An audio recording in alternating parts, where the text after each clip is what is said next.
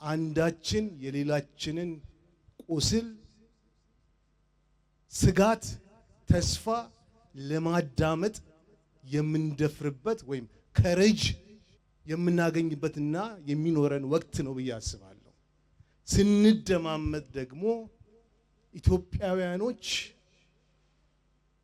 በተለያዩ ነገሮች ላይ እውነቶች ላይ ፋክቶች ላይ የተለያየ አይነት እሳቤዎች አሏቸው። እነዛን ወደ ጠረጴዛ አምጥተን ወደ ዛፍ ጥላ ስር አምጥተን ወደ ጉባኤዎቻችን አምጥተን የምናወራበት የምንደማመጥበት ነው። አንዱ ያ ነው። ሌላኛው በርህራሄ ሌላውን የምናዳምጥበት መድረክ ነው።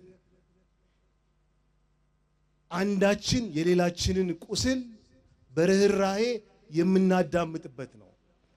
አንዳችን ስለሌላችን እሳቤ ባህል የምንማማርበት መድረክ ነው።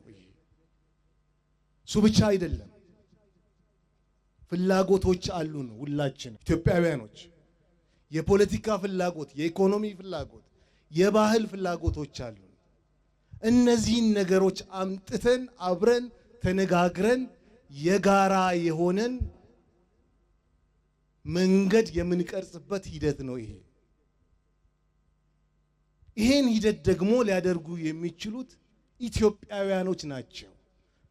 ለኢትዮጵያ ቁስል፣ ለኢትዮጵያ ህመም ፈውስን ልናመጣ የምንችለው እኛው ነን። እዚህ ያለን ኢትዮጵያውያኖች ነን። የኢትዮጵያ ፈውስ፣ የኢትዮጵያ ሕክምና ከሌላ ቦታ አይመጣም፣ ከእናንተ ነው የሚመጣው። እናንተ ናችሁ ለዚች ሀገር መፍትሄ ልታመጡ የምትችሉት። ስለዚህ የጋራ የሆነን ኢትዮጵያ፣ ጠንካራ ኢትዮጵያ፣ የሁሉንም ድምፅ፣ የሁሉንም ስጋት፣ የሁሉንም ተስፋ የምትይዝ ኢትዮጵያን የምናዋልድበት ሂደት ነው ይሄ።